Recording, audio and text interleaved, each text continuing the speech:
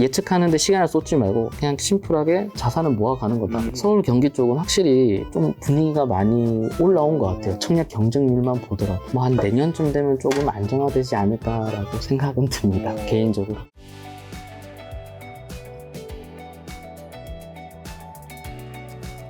자, 지금 한 가지 이제 양해사항을 이제 시청자분들에게 좀 부탁드리면 직장 생활 지금 하고 계시기 때문에 네네, 얼굴이 맞습니다. 지금 아마 비공개 처리로 나가고 있어서 네. 그 부분 좀 양해 좀 부탁드리고요. 비공개 처리한 이유는 이제 직장 생활하면서 이제 부동산 투자하면서 그다음에 또 책이 나오면 거기서 혹시라도 이제 또 직장 내에서 안 좋은 인식이라든가 불이익이 있을 수 있기 때문에 하지만 지금 얼굴이 나가고 있지 않기 때문에 훨씬 더 가감없이 얘기할 수 있는 거겠죠? 네, 오늘 말씀드릴 거 다 말씀드리고 네. 제 생각들 다 말씀드리도록 하겠습니다. 알겠습니다. 이제 왕초보 부동산 어떻게 투자할까? 요 책을 내신 만큼 아마 네.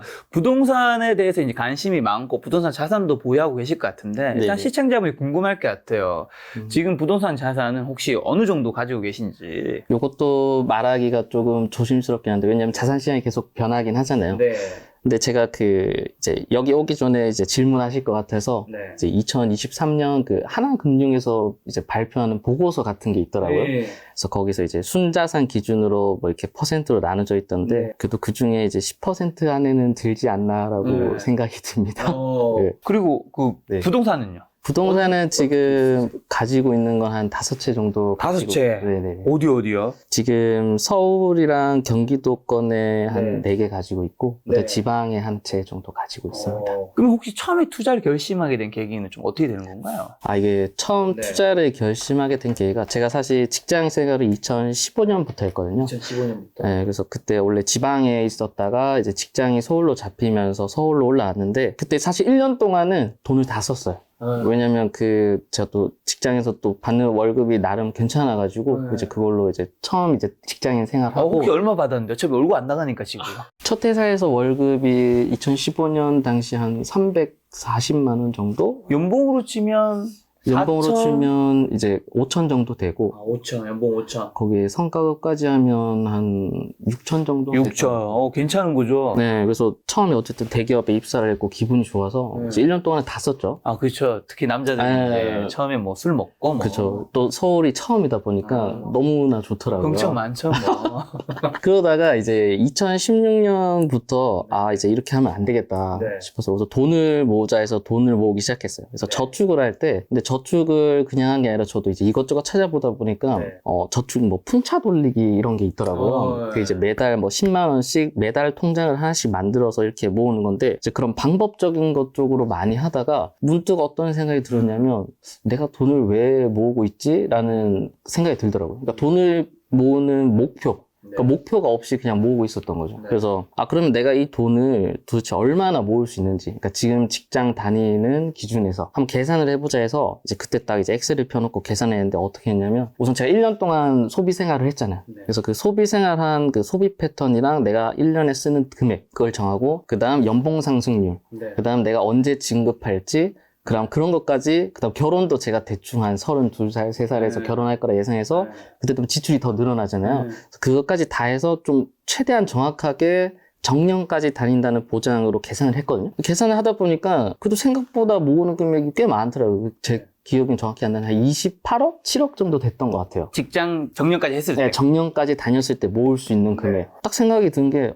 이 정도 금액이면 나쁘지 않나? 왜냐면 그때 2015년, 16년 당시 이제 강남 집값도 뭐 비싼 데는 뭐 15억? 그래도 중가 뭐 10억? 웬만한 데 살 때 뭐 역세권 같은 경우는 그래도 7, 8억이면 살 수 있으니까 괜찮겠다라고 생각을 했는데, 거기서 또 생각이 하나 더 든 게, 30년 뒤에 물가가, 그러니까 지금 생각하는 우리의 30억의 개념이랑 30년 뒤에 30억 개념이랑은 다를 것 같다라고 생각이 딱 들더라고요. 그때 뭘 확인했냐면 그냥 당장 확인할 수 있는 게 쉽게 30년 전을 보면 가장 심플하잖아요. 그래서 30년 전에 이제 그거를 찾아봤었죠. 물가나 뭐 자산 가격은 어떻게 되는지 찾아보다가 제 눈에 하나 딱 띈 게 있었는데 그게 뭐였냐면 과장 월급이 그때 당시에 한 50만 원 정도 됐다라고 하더라고요. 그리고 강남의 서울 아파트 한 채 분양 가격이 1,200만 원 정도 됐다라고 하더라고요. 근데 그걸 딱 보고 지금이랑 비교를 해봤더니 지금 이제 이번 년인가 작년 기준으로 이제 중위 소득이 한 550만 원 정도 되더라고요. 그러면 한 11배 정도 증가를 했죠. 근데 그 아파트 가격을 봤더니 강남 아파트 기준으로 해서는 훨씬 넘는데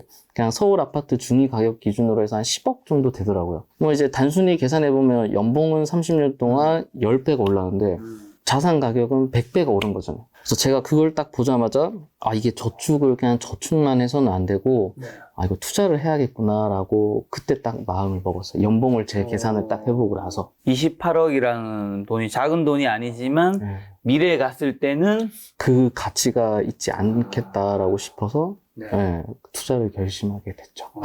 그럼 자산을 좀 어떻게 늘렸는지 방법 좀 말씀해 주신다면. 자산을 어떻게 늘렸냐면 우선 제가 처음 이제 2016년부터 직장 생활을 했다고 했잖아요. 2015년부터. 근데 16년부터 돈을 모으기 시작하면서 공부를 하기 시작했는데 공부를 어떻게 했냐면 그때 제 회사 지하 1층에 서점이 있었어요. 그리고 또 점심시간이 1시간 반 정도 됐는데 저희 회사 그 복지라고 해야 되나요? 이게 점심시간에 불을 꺼줘요. 그러니까 밥을 간단하게 먹고 전부 다 자거든요. 선배들은. 저희 사무실 불을 다 끄니까 그래서 밥 먹고 다들 자는 시간인데 저도 처음엔 자다가 이게 자고 일어나니까 또 일의 효율도 떨어지고 굳이 또 자는 시간이 아깝더라고요. 그래서 원래 제가 책 읽기나 뭐 글쓰기 이런 거를 싫어하는데 그냥 내려갔어요. 서점에. 할 게 없으니까.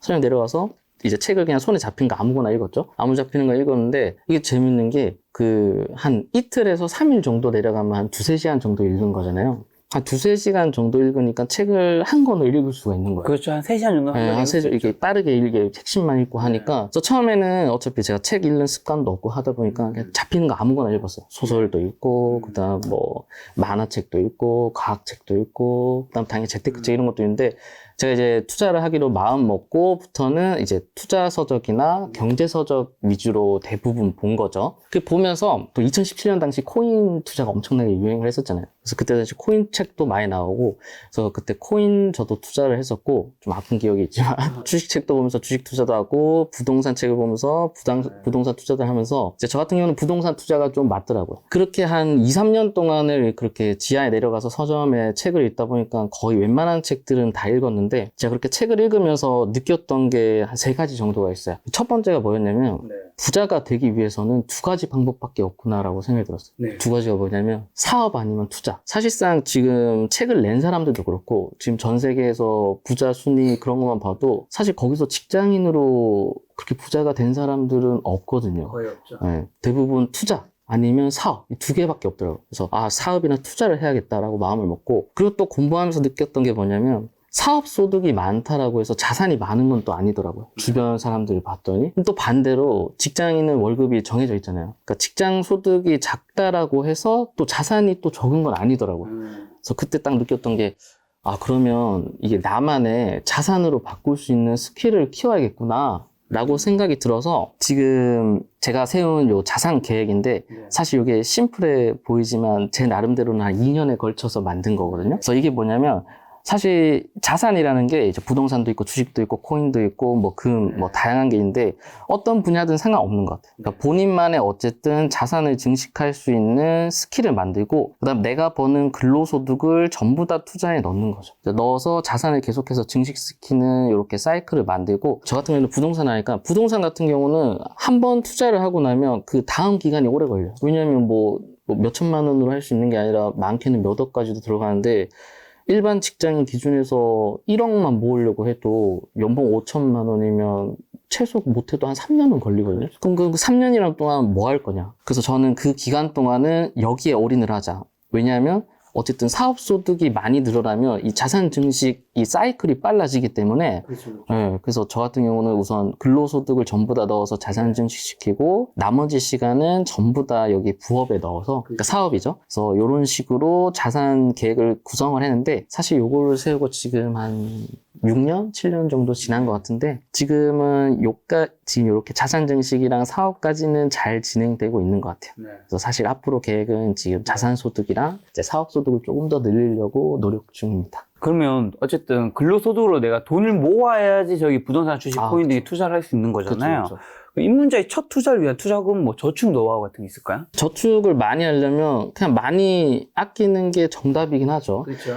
근데 저는 이것도 그 생각을 했던 게 이제 저도 저축을 2016년 때 했으니까 네. 좀 사실상 저축을 하려면 아무것도 못해요. 그러니까 집에만 있어야 돼요. 그러니까 맛있는 거 먹으려 해도 돈 아껴야 되니까 안 먹고 그렇죠. 여행을 가려고 해도 돈 아껴야 되니까 안 하고 자기 개발을 하려고 해도 이거 돈이 비싼데? 라고 해서 안 하기 때문에 사실상 저축률을 높이려면 아무것도 안 해야 돼요. 근데 저는 그게 싫거든요. 저는 사실 지금 현재 행복이 중요한 사람이고 긍정적으로 사는 게 중요한 사람인데 사실 김 작가님도 그렇고 저도 그렇고 지금 이 순간이 저희 인생에서 가장 젊은 날이잖아요. 이 젊은 날을 행복하게 보내는 게 의미가 있지 이렇게 저축만 하는 게 의미가 있냐. 그리고 사실상 그렇게 아득바득 저축을 해서 한 나이가 들어서 아파트를 한 채 샀어요. 그게 무슨 의미가 있냐라는 생각이 들더라고요. 그래서 저는 이거를 마인드를 바꿨어요. 이게 저축률을 늘리려고 노력을 하는 것보다 소득을 늘리자. 그러니까 소득을 늘리는데 에너지를 쏟자라고 마음을 먹었어요. 그래서 저는 그렇게 마음을 먹고 지출은 저는 줄이지 않고 어떻게든 소득을 늘리려고 하다 보니까 오히려 자기 개발이 더 되더라고요. 그러니까 내가 만약 뭐 지금 유행하고 있는 이제 뭐 스마트 스토어나 아니면 뭐 유튜브 같은 것도 보면 이거를 하려면 배워야 되잖아요. 그렇죠. 배우고 또 내가 편집하고 그다음 이제 그런 사업자 등록증도 내고 하다 보면서 나의 가치가 올라가고 그러면서 소득도 사실상 그 저축에 노력했던 것보다 그 범위가 훨씬 커지다 보니까 오히려 개인의 발전, 그 다음 개인의 행복, 그 다음 저축이나 투자, 본인의 인생에서도 저는 그게 더 좋다라고 생각합니다. 그래서 차라리 저축에 신경을 쏟는 것보다는 소득을 늘리는 데 집중을 하는 게 좋다. 그리고 뭐 저축이나 전략을 해서 이제 부자가 되는 시대는 또 아니니까. 그죠. 저는 아니라. 그 돈을 오히려 나에게 투자를 하자. 네, 그러면 이제 당연히 뭐 일단 투자, 뭐 1억부터 모으고 투자. 이 두 가지 방식 중에서는 당연히 그러면 앞에 방식을 추천하실 것 같긴 하네요. 저는 이렇게 선택하는 거 별로 안 좋아하는데 1억을 모으고 투자를 한다라고 해도 뭐 1억에서 내가 정말 사고 싶은 게 있다라는 가정이 없거든요. 만약 1억에 내가 진짜 사고 싶은 물건이 있어요. 지금 상황에서. 근데 내가 1억을 모았을 때 그게 1억에 살 수 있는 금액이 아닐 수도 있거든요. 사실 뭐 지금은 자산 시장이 좀 많이 하락했지만 옛날 그 이제 2020년 이전에 상승할 때를 보면 사실 저 같은 투자자는 좀 생각하는 게 뭐냐면 아까 말씀드렸다시피 근로소득으로 내 자본금을 마련하기까지는 2-3년, 최소 2-3년의 사이클이 필요한데 그 2-3년 동안 자산 가격이 너무 많이 올라버리면 방법이 없어요. 이렇게 먼 산만 보고 있는 거죠. 그 모으는 시간 동안. 그래서 사실상 저는 이제 1단 투자, 뭐 1억 모으고 투자 이거를 선택하라면 우선 1억까지 계속해서 모으되 그 중간중간 계속해서 이제 실행을 하라라고 말씀드리고 싶어요. 만약 5천만 원 있으면 5천만 원으로 살 수 있는 물건들을 다 찾아보고 그것도 임장 다녀보고 그렇게 하다가 내가 정말 마음에 드는 게 있으면 투자를 하는 거고 아니면 다시 스테이해서 돈을 좀 더 모으고 그러니까 그런 과정을 조금씩 거쳐가면 좋다라고 생각합니다. 그러면 자신의 투자금으로 좀 최적의 투자처를 찾는 방법은 좀 어떻게 될까요? 요거를 설명드리기 전에 요거를 한번 보여드리고 싶은데 사실상 요게 제가 이제 그때 이제 한창 책을 보면서 만든 저의 투자 사이클이거든요. 저는 그래서 첫 번째 투자 기준을 먼저 세웠어요. 투자 기준이 뭐냐면 자산은 모아가는 것이다 라고 세웠는데 엄청 심플하긴 한데 제가 왜 이거를 자산을 모아가는 것이다 라고 했냐면 사실 제가 투자하기 시작한 2016년부터 지금까지 이 자산 시장 가격에 영향을 준 사건들을 한번 생각해 보면 2016년부터 20년까지 부동산 규제가 엄청나게 많이 됐잖아요. 혹시 김 작가님은 그렇게 규제가 심할 거라고 혹시 예상을 하셨나요? 저는 이제 그때는 부동산을 알지도 못했습니다. 그죠. 그러면 2020년도에 코로나가 터졌잖아요. 네네네. 혹시 코로나 터질 거 예상하셨나요? 몰랐죠. 그죠, 몰랐죠. 그리고 2022년도에 우크라이나 전쟁이 터졌죠? 몰랐죠. 몰랐죠. 그 다음, 최근 이제 1년 동안 미 연준이 금리를 엄청나게 올렸는데, 몰랐죠. 그러니까 이게 생각이 드는 게, 왜 알지 못하는 이런 사건들을 예측을 할까라고 첫 번째 생각이 들었고, 그럼 반대로, 혹시 김 작가님이 금리를 결정하실 수 있나요? 아니요. 그죠, 못하죠. 이게 뭐 하는 총재쯤 되면 하고, 그 다음 뭐 정책이나 규제를 하실 수 있나요? 없죠. 없죠. 왜냐면 이제 대통령쯤 되면 할 수 있고.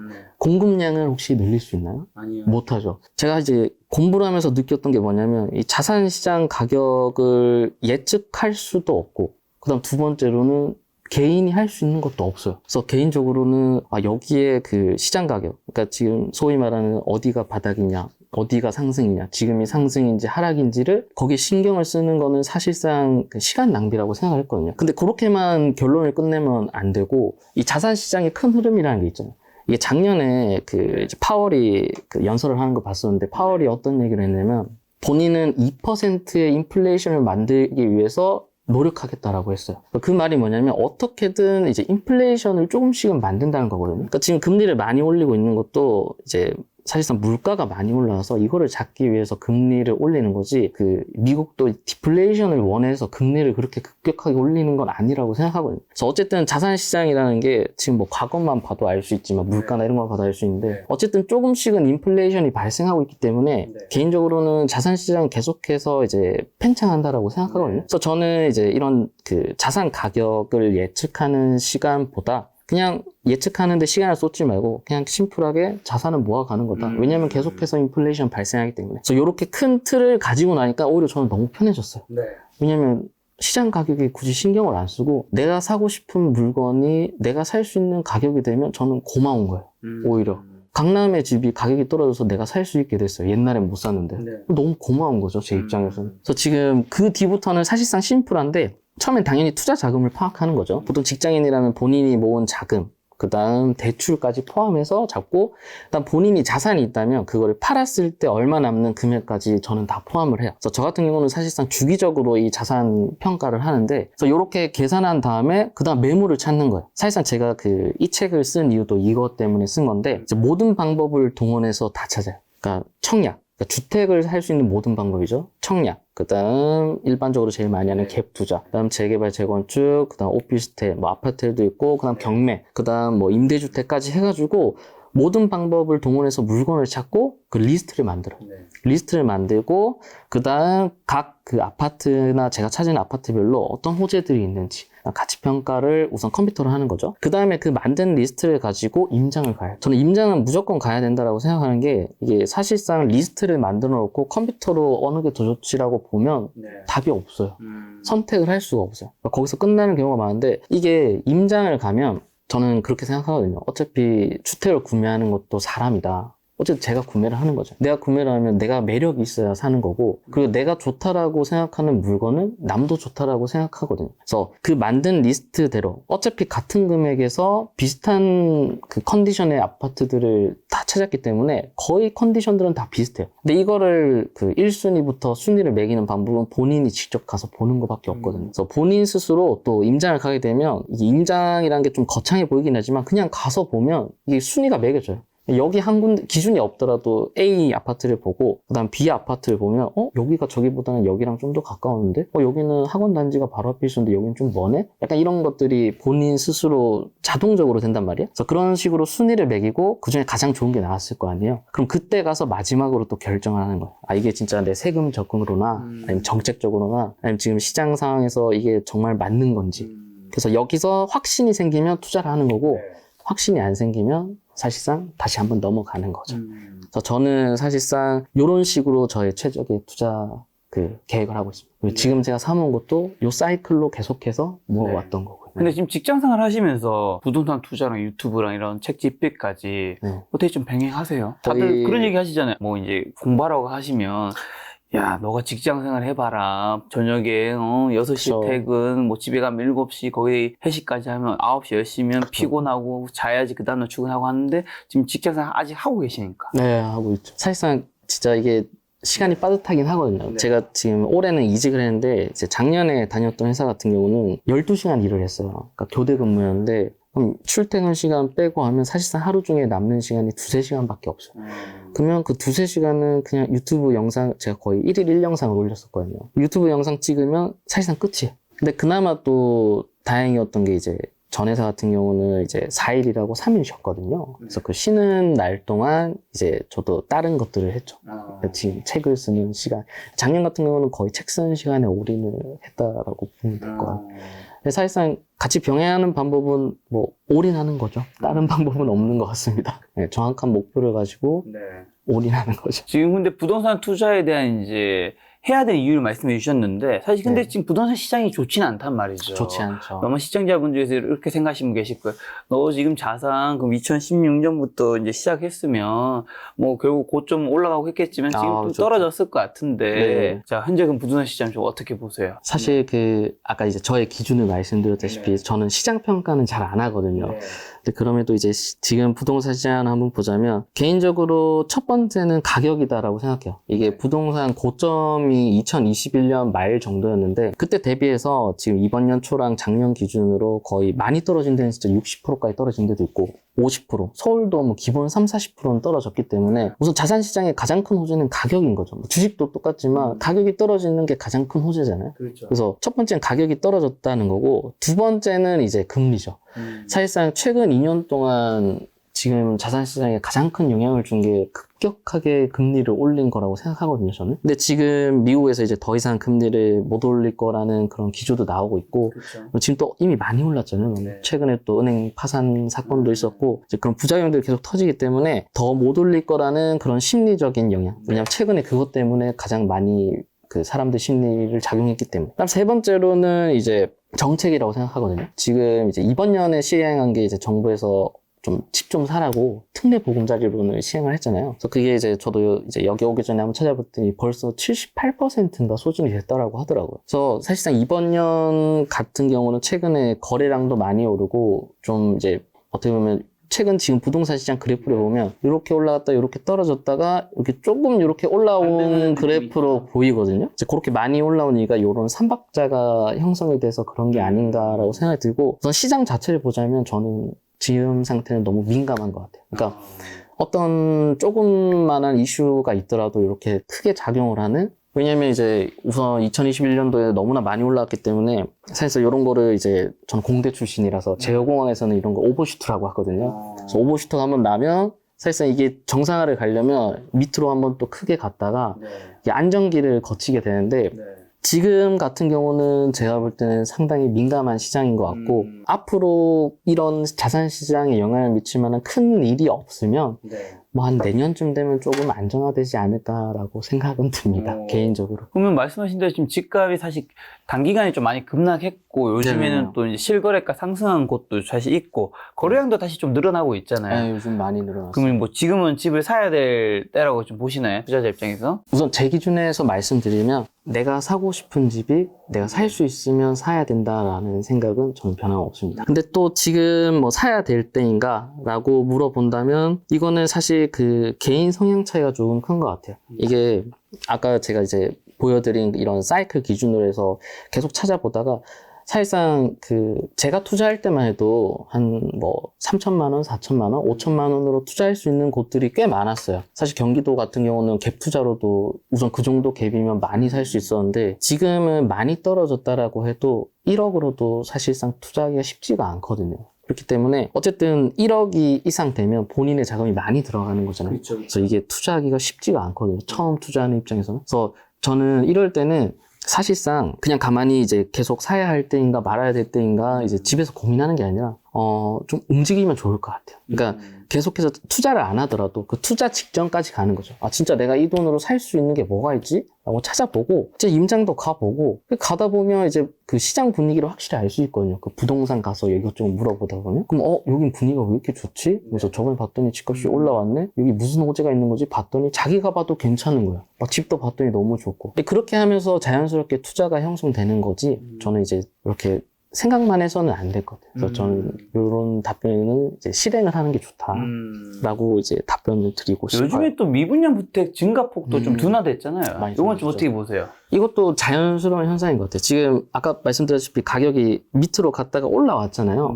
미분양이 사실 나는 이유를 생각을 해보면 주변 시세보다 비싸서 미분양이 나는 거거든요. 그렇죠. 너무 명확해요. 그냥 주변보다 마냥 싸게 분양을 했어요. 미분양이 날 리가 없거든요. 주변보다 비싸니까 미분양이 났는데 사실 지금 자산 시장에 조금 가격이 올라왔잖아요. 그렇다 보니까 당연히 그 사이에 있던 미분양 물건들은 이미 다 소진이 된 거죠. 그래서 이건 자연스러운 현상이라고 보고 그리고 지금 최근에 청약 나오고 있는 그 분양 물건들을 보면 지금 최근 1, 2년처럼 소극적으로 내지가 않더라고요. 그러니까 옛날에 이제 가격이 많이 하락할 때는 어떻게든 좀 많이 혜택을 주고, 그러니까 뭐 중도금 무이자 혜택, 뭐 가전도 다 주고, 뭐 어떤 데는 샤넬백도 준다고 하더라고요. 그리고 주변 시세보다 또 가격도 싸게 막 나오고 했었는데 요즘은 또 분위기가 바뀐 게 오히려 주변 시세랑 비슷하거나 또 약간 옛날로 돌아갔어요. 조금 또 비싸게 분양하는 분위기인데도 불구하고 서울 경기도권은 또 경쟁률이 상당히 높아졌더라고요. 네. 그래서 제가 이제 거의 이제 청약 위주로 이제 그 유튜브를 찍는데 제가 청약을 보면서 느끼는 거는 네. 실제 현장을 안 나가도 그 청약 경쟁률만 봐도 어느 정도 그 부동산 시장의 그 분위기나 심리를 알 수가 있거든요. 요즘 청약 경쟁률을 보면 지방은 아직까지는 아닌 것 같고 네. 서울 경기 쪽은 확실히 좀 분위기가 많이 올라온 것 같아요. 청약 경쟁률만 보더라도. 네. 제가 봤을 때 가격 이 정도 가격은 저는 안 들어갈 것 같거든요. 네. 근데도 불구하고 막 30대, 40대 이렇게 많이 나오더라고요. 그래서 이런 거 보면 아직 그 부동산 시장이 이제 많이 민감하고 네. 조금 이제 아까 말씀드렸다시피 그런 여러 가지 이제 좋은 그런 소식들이 나오다 보니까 사람들이 이제 들어오는구나 라는 걸 좀 느끼고 있어요. 요즘 저도 보면서. 그러면 이제 부찬나님이 봤을 때 지금 어쨌든 1차 바닥을 찍고 약간의 반등을 했는데 네. 요게 이제 반등으로서 좀 지지를 하면서 올라갈 것인지 아니면 다시 2차 바닥 갈 것인지가 남은 거잖아요. 그렇죠. 어느 쪽을 이제 생각하고 계세요? 사실 저는 네. 모르겠어요. 왜냐면 그 앞으로 뭐 어떤 현상이 발생할지도 모르고 근데 제 개인적인 생각으로 앞으로 지금 우리가 예상하고 있는 금리가 네. 상승이 멈추고 그 다음 이제 조금 떨어질 것 같다. 그리고 앞으로 더 이상 이 시장 경제에 큰 영향을 줄 만한 그런 사건들이 없으면 사실 저는 이 상태에서 조금씩 그러니까 옛날처럼 조금씩 올라가면서 안정화가 될 것 같아요. 그러니까 안정화가 된다는 게 맞겠죠. 그러니까 이대로 계속 가는 게 아니라 그냥 조금씩 당연히 등락폭은 있겠지만 조금씩 이렇게 움직이는 그러니까 너무 급격하게 움직이지 않는 시장이 형성될 네. 거라고 저는 생각합니다. 네. 개인분들이 그래도 집을 좀 사도 되는 시기, 뭐 바닥 그래도 알 수 있는 신호 같은 건 혹시 있을까요? 사실 요거를 그 좀 간단하게 그 신호는 아니거든요. 신호는 아니고 그냥 보면 좋을 지표가 뭐냐면 이제 KB 그 시계열이 항상 나와요. 거기 나오는데 그걸 보면 이게 보면 빨간색이랑 파란색으로 이렇게 표시가 되거든요. 요게 지금 이제 시계열 파일인데 요게 이제 KB에서 이제 주간이랑 월간으로 나오는데 이렇게 주간 시계열을 보면 요게 제가 이렇게 줄인 거거든요. 여기 확대를 하면 이렇게 날짜가 나오고 이렇게 줄면 근데 요걸 보기 편하게 하려면 그러니까 부동산을 그냥 아무것도 모르더라도 이것만 봐도 알 수 있는 게 우선 빨간색은 불장인 거죠. 그러면 이때가 불장이었구나. 뭐야 가격이 계속 올라가네 하고 봤더니 여긴 하예요.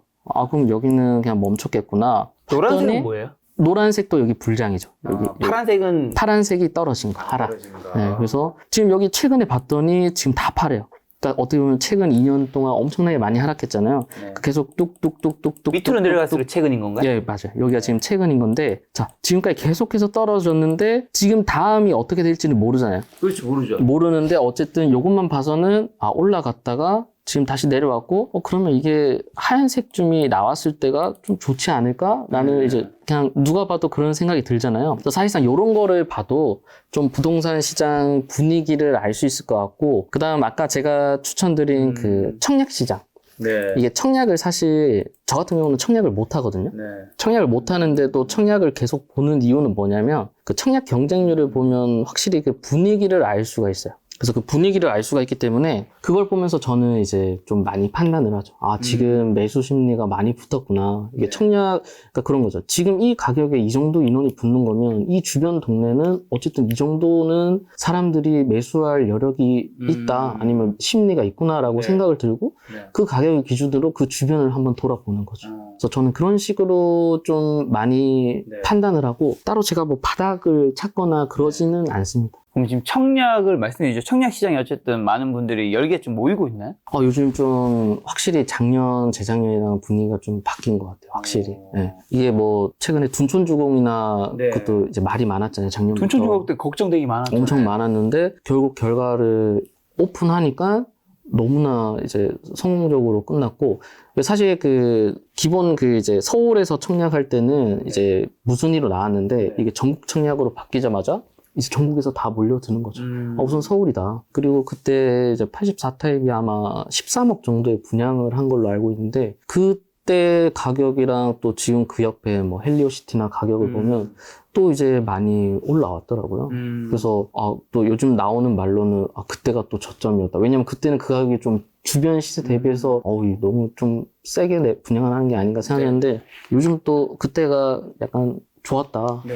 라고 얘기를 하더라고요. 근데 제가 아는 다른 어떤 전문가 뭐 이런 얘기 하시더라고요. 요즘에 이제 집을 사시는 분들은 네. 무주택자분들이 좀 사는 경우들이 있지. 부동산 시장을 이제 크게 움직이는 건 다주택자인데 그 아, 투자 그렇죠. 수요들은 네. 지금 아직 안 사고 있다. 오히려 더 팔려고 하고 있다. 그러니까 기존에 집을 갖고 있으신 네. 분들이 팔려고 한다. 그래서 지금 이 반등세가 계속 유지되긴 쉽지 않을 것이다. 왜냐하면 이제 실제로 작년 대비 올해 아, 갭 그쵸. 투자의 비율은 줄어들었더라고요. 그쵸, 줄어들었죠. 네. 이게 줄어들 수밖에 없는 게 우선 그 갭이 많이 벌어졌어요. 그러니까 최근 2년 동안 전세 가격도 많이 하락했거든요.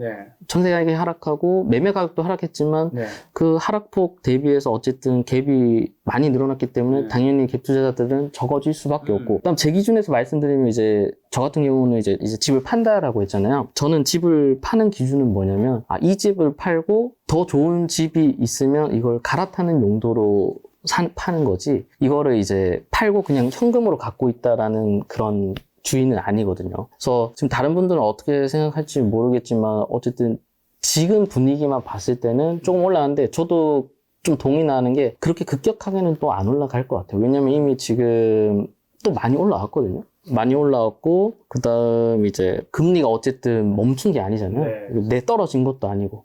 그렇다 보니까 사실상 지금 뭐 제가 봐도 이제 뭐 반짝 반등한 것 같고, 그래서 이대로 유지가 될지는 좀 지켜봐야 될 것 같긴 해요.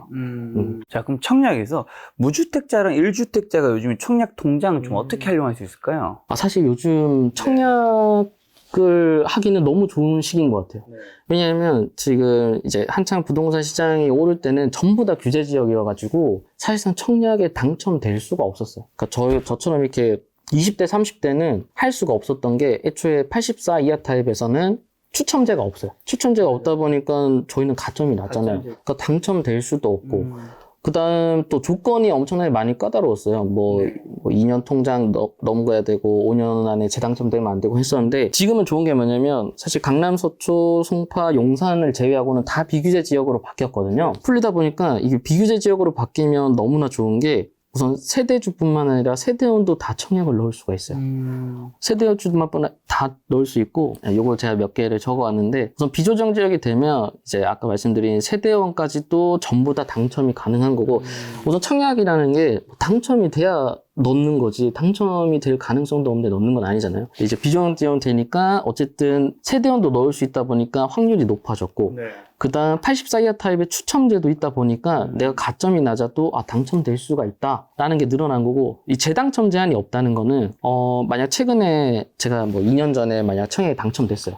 그러면 사실상 조정 지역에서는 당첨이 불가능하거든요. 이게 재당첨 제한이 요즘은 10년 정도 걸리는데 10년 안에는 조정 지역이나 투기 가열 지구에서는 청약 당첨이 불가능해요. 근데 지금 다 비조정 지역이다 보니까 내가 작년에 당첨됐어도 올해도 당첨이 가능한 거. 그다음 1년만 지나도 가능하기 때문에 사실상 요즘 청약 당첨되기는 너무 좋은 시기고, 그럼 오히려 반대로 이제 고려해야 될 거는 이 나온 분양이 사실상 가치가 있는지 없는지 판단할 수 있는 눈을 키우는 게 더 중요한 거죠. 요즘은 당첨은 어쨌든 가능성은 있기 때문에 그걸 키우는 게 더 중요하다고 생각합니다. 당첨의 가능성을 얘기해 주셔서 청약 당첨되는 조건이랑 뭐 청약 당첨 확률 높이는 법, 일단 그것도 좀 알려주시면.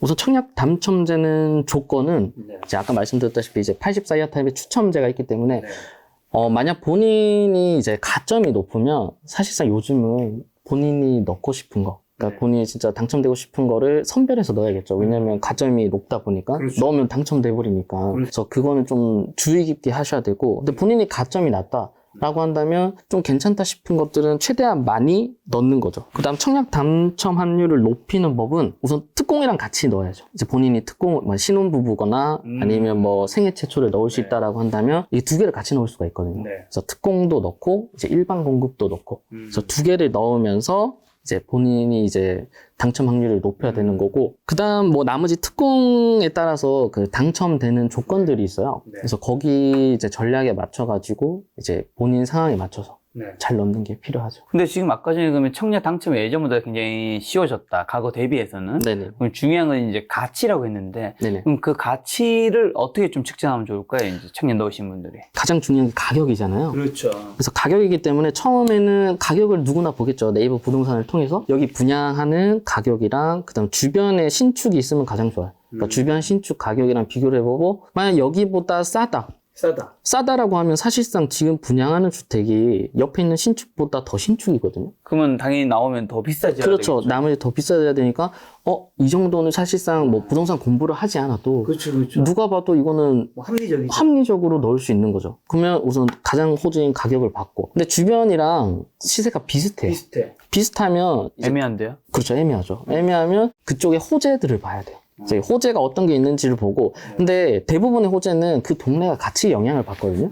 그렇기 때문에 요거 같은 경우는 사실상 그 시장 상황을 좀 판단하는 거죠. 이 호재를 보고 이 호재가 완성됐을 때 과연 이 동네 가격이 올라갈 건지. 왜냐 어차피 주변 그 바로 옆이랑 가격이 비슷하다라고 하면 사실상 옆에 걸 사도 되잖아요. 그렇기 때문에 그러면 이 동네 자체가 그 호재로 인해서 가치가 올라서 가격이 오를 건지를 먼저 판단해보고 그다음 실제 임장을 또 가보셔야죠. 실제 그 옆에 비교했던 그 신축을 가보고 진짜 좋다. 이 정도 가격이면 괜찮네? 라고 생각이 든다면 여기를 넣어도 되는 거고. 이제 그런 식으로 좀 간단하게 판별하셔도 좋을 것 같아요. 네. 가격이 만약에 이제 주변에 있는 신축이랑 비슷하거나 네. 만약에 가격이 더 높으면 오히려 그냥 높으면 사실 안 사면 되는 거고. 그쵸, 맞아요. 비슷하면 사실은 기존의 거 사면 되는 거고. 네, 맞아요. 만약에 거의, 그러니까 청약이 들어가는 경우는 기존에 있는 신축보다 쌀 때만 일단은 쉽게 생각하면. 그쵸. 사실상 쌀 때 들어가는 게 가장 좋죠. 그래서 사실상 저는, 청약 준비하시는 분들은 그런 물건을 위주로 보시라고 말씀드리고 싶어요. 왜냐면 어쨌든 나의 자산 큰 금액이 들어가는데 안전하게 가셔야 되잖아요. 그러니까 이게 어쨌든 주변보다 싸면 가격이 조금 하락해도 그만큼은 버틸 수 있는 자력이 되고 근데 본인이 이제 좀 여유가 되고 본인이 좀 보는 눈을 가지고 있다라고 한다면 아까 말씀드렸다시피 주변이랑 가격이 비슷하다라고 하면 어쨌든 그래도 이득이거든요. 왜냐면 내가 지금 이걸 구매할 때 처음에 10%만 돈을 내고 2년 뒤에 이거를 받는 거기 때문에 사실상 자산시장으로 봤을 때는 그 2년 뒤에 만약 뭐 오를지 내릴지는 가격을 잡아두는 거죠. 그렇죠. 잡아두는 거죠. 그러니까 만약 이게 올랐으면 나는 이 작은 금액으로 이거를 가져갈 수 있는 거고 뭐 떨어지면 사실 안타깝긴 하지만 그래도 그만큼 이제 보상을 받을 수 있는 거기 때문에 그거는 이제 본인이 사실상 이제 임장을 가서 결정을 하시면 좋을 것 같아요. 그 동네를 평가해서. 가격을 잡아두는 거 생각나는 게 제가 2021년 말에 집을 샀거든요. 2021년 말에. 네. 그때 저는 이제 집을 살 때 가장 고점. 뭐 부동산 투자 돈을 벌기 위해서가 아니라 가격을 잡아둬야 되겠다. 근데 시간이 지나고 보니 가격이 나를 잡아가더라고요. 지금 너무 그 안 좋은 시기에 반대로 잡아가셨네요. 괜찮습니다. 그렇죠. 열심히 돈 벌어야 되니까요. 저는 사실 그 본인이 버틸 수 있다라고 생각하면 가지고 있으면 저는 좋다라고 생각하거든요. 자, 그런데 청약의 답은 모집 공고문에 나와 있다고요. 뭘 확인해야 될까요? 사실 저는 청약을 해본 적은 없어서. 개인적으로 저는 그 공부할 때도 그랬고 청약책이 사실상 많잖아요. 근데 이런 말 말씀드리긴 좀 그렇지만 저는 책은 안 봐도 된다라고 생각하거든요. 왜냐하면 그 책이 어쨌든 그 이제 모집 공고문에 나와 있는 내용을 전부 다 반영을 한 거예요. 그러니까 그거를 가지고 이제 청약 당첨 이제 뭐 쉬운 방법을 읽는 건데 사실상 모집 공고문에 다 나와 있거든요. 그리고 모집 공고문의 해설집이죠. 네, 한번 잠깐 보여드리면 모집 공고문이 계속 바뀌거든요. 이게 고정된 게 아니라 계속 바뀌고 그다음 어쨌든 여러분들이 청약 당첨되고 계약을 할 때는 이게 어떻게 보면 계약서예요. 그러니까 이거 모든 걸 베이스로 하기 때문에 사실상 옛날에 청약책을 사서 이때는 이렇게 하라고 했고 이때는 이렇게 하라고 했는데 왜 지금 안 되냐라고 말하면 안 되는 거예요. 그렇죠. 왜냐면 이미 여기에 모든 사항이 다 적혀 있어요. 사실상. 그리고 모집 공고문이에요? 모든 게 다 나와 있어요. 가독성 진짜 떨어지네. 맞아요. 그래서 어떻게 이렇게 가독성이 떨어지게 만들지? 왜 그러냐면 약간 계약서 개념이기 때문에 여기서도 그 사실상 이 청약을 이거 하는 것도 그 금액이 크다 보니까 그 본인들이 책임을 지면 안 되잖아요. 그래서 모든 법령을 다 넣어놨어요. 그 청약에 관련된 그 빠져나갈 수 없게 이런 거 없었지 않냐 보면 진짜 작은 한 줄로 적혀 있어요. 뭐 이런 데 찾아보면. 그래서 사실상 저는 청약 그 준비하시는 분들한테 추천드리는 게 사실 한 2, 3일 정도면 되거든요. 네. 2, 3일 정도만 이 모집 공고문을 좀 정독해 보시면 네. 저는 좋을 것 같아요. 왜냐면 이게 한 번 정독하면 그 다음부터는 내가 필요한 것만 찾아보면 되거든요.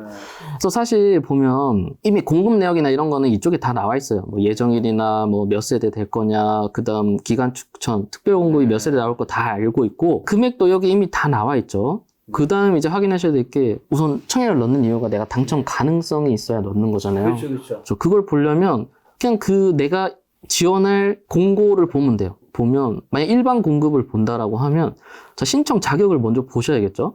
그래서 여기 신청 자격을 보면 그러니까 여기에 모든 게 다 나와 있어요. 다른 그런 이제 블로그나 이런 데서 뭐 여기는 뭐 안 된다 그런 걸 볼 필요가 없고 그냥 이것만 보시면 돼요. 이 공고문은 이 분양에서 어쨌든 그 계약서이기 때문에 여기 보시면 입주자 모집 공고 현재 서울에 거주하거나 경기도 인천에 거주하는 만 19세 이상인 자는 다 넣을 수 있는 거예요. 그러니까 수도권 다 넣을 수 있는 거죠. 그 다음 미성년자 같은 경우는 세대주만 넣을 수 있다라고 해요. 그리고 보면, 자, 이거를 보면 이제 그런 게 안 적혀 있잖아요. 뭐 세대원도 넣을 수 있냐요? 아니면 세대주만 넣을 수 있냐 물어보잖아요. 여기에 안 적혀 있으면 기준이 없는 거예요. 뭐 세대원을 넣을 수 있다, 세대주가 넣을 수 있다라는 게 안 적혀 있으면 그냥 다 넣을 수 있는 거예요. 그러니까 애초에 여기 안 적혀 있는 거는 기준이 없기 때문에 물어볼 필요도 없다. 그래서 여기 보면 12개월 지난 자, 우선 내 통장이 몇 개월 지난지를 확인하셔야 되고, 일시 청약 가능하다라고 하고, 그러면 우선 내가 넣을 수 있잖아요. 그러면 그 다음 확인할 게 당첨이 가능한가? 왜냐, 난 가점이 낮으니까. 그래서 여기 봤더니, 가점제 40%에 추첨제 60%네?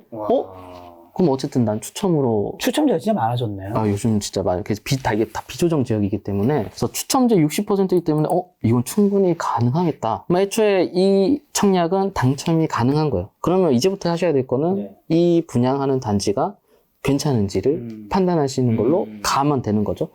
애초에 내가 당첨 가능성이 없으면 사실 볼 필요도 없는 거고. 그래서 처음에 빠르게 이 정도만 확인하고, 만약 특공 하시는 분들은 이제 특공을 또 가보면 보통 당첨 전략이라고 하잖아요. 그것도 여기 다 나와 있거든요. 제일 많이 하시는 게 신혼부부랑 생애 최초인데, 신혼부부를 보면 여기도 신청 자격이 다 나와 있어요. 특공 준비하시는 분들 중에 좀 안타까운 사례가 많은 게 저한테 엄청 많이 문의하시고 부적격 나는 사례 두 가지가 뭐냐면, 첫 번째가 소득이고 두 번째가 자산이에요. 자산 가격 같은 경우는 여기 자산 기준이 있거든요. 여기 자산 기준이 보면 이게 3억 3천만 원 이하라고 되어 있는데, 사실상 본인 자산을 보면 아무것도 없어요. 근데 어떤 경우에 문제가 되냐면, 부모님이랑 같이 살고 있는데 이게 여기서 어떤 게 있냐면, 부모님 나이가 만 60세 이상이 넘어가면 주택을 주택수로 안 쳐요. 그렇기 때문에 이 특공을 넣을 수 있단 말이에요.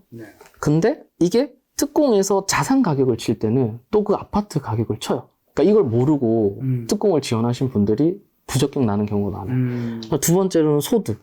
소득도 여기 보면 자세하게 나와 있거든요. 여기 이제 100% 이하 본인이 그게 나와 있는데, 이것도 여러 가지 사례가 많더라고요. 그러니까 사실상 계속해서 직장 생활을 근무했으면 그냥 그 전년도 이제 연말정산한 거 보고 원천징수 영수증을 보면 딱 나오잖아요. 근데 뭐 작년에 이제 육아휴직을 들어갔다거나 아니면 뭐 출산휴가를 썼다거나 그럴 때는 규정이 어떻게 될지 애매하잖아요. 그럴 때는 이제 여기 보면 여기도 친절하게 또 적혀 있어요. 본인의 상황을 이쪽에 가서 확인을 해야 하며, 그러니까 이게 좀 자세히 읽어봐야 돼요. 소득 증빙 자료가 뭐 이렇게 적혀 있거든요. 그래서 이런 경우는 여길 가서 정확한 그 계산 기준을 보고 확인을 해보셔야 된다. 그리고 당첨 이제 전략이죠. 전략을 보면 이미 다 나와 있어요. 그러니까 책을 보지 않더라도 여기 지금 보면 같은 순위 내 경쟁이 있을 경우 당첨자 선정 방법. 우선 서울의 거주자한테 1순위를 주겠대요. 그러면 우선 내가 서울에 살고 있으면 우선 하나 통과. 그다음 두 번째, 미성년 자녀 수가 많은 자. 자, 이제 여기서 거의 어떻게 보면 판가름이 나는 거죠. 내가 미성년 자녀가 많다. 그러면 신혼부부 당첨 가능성이 높겠구나 라고 보고, 여기 밑에 또 여러 가지 또 여러 사례들이 많기 때문에 그런 거는 참고하시면 되고, 3순위가 수가 같은 경우 추첨이래요. 그러니까 어쨌든 그래도 추첨이네? 라고 하니까, 그리고 이게 3자녀부터는 다가구 청약 특공으로 가거든요. 다자녀 특공. 그렇기 때문에 이제 3자녀부터는 이제 다자녀로 가시는 분들도 많기 때문에, 사실상 미성년 2자녀를 가지고 계시다면 신혼특공을 노리시면 확률이 높은 거죠. 생애 최초보다는. 그래서 그런 식으로 본인의 상황에 맞춰서 모집 공고문을 보면 당첨 전략도 나오고 당첨 가능한지도 나오고 하기 때문에 사실 모집 공고문을 보는 게 가장 좋다라고 생각합니다. 어떻게 보면 저는 이제 양쪽 이야기를 이제 전 청약 하시는 분들 얘기 많이 네. 들어보고 하니까 네. 청약 관련된 책이 어떻게 보면 좀 더 친절하게 설명이 되어 있으니까 맞아요. 그런 책을 한 권 정도 보고 저도 그건 근데 추천드립니다. 가장 최신 버전의 그거는 지금 이런 공고문이니까 맞아요. 공고문을 이제 제대로 한 번씩 딱 보면서 이제 그래서 추천드리는 거는 이제 최근에 나온 청약 책들을 보고 이제 거기서 어떤 걸 위주로 봐야 되는지 거기 친절하게 적혀 있거든요. 맞아요. 그걸 보고 실제 이제 이걸로 염습을 하는 거죠. 음. 이제 모집 공고를 보고 그렇게 되어 있는지. 네. 그렇게 하면 저는 청약은 사실 그렇게 어렵지는 않다라고 네. 생각을 합니다. 알겠습니다. 많은 분들이 청약 요 방법을 통해서 좀 잘 하셨으면 좋겠고 네. 이번엔 좀 전세 얘기로 좀 넘어가서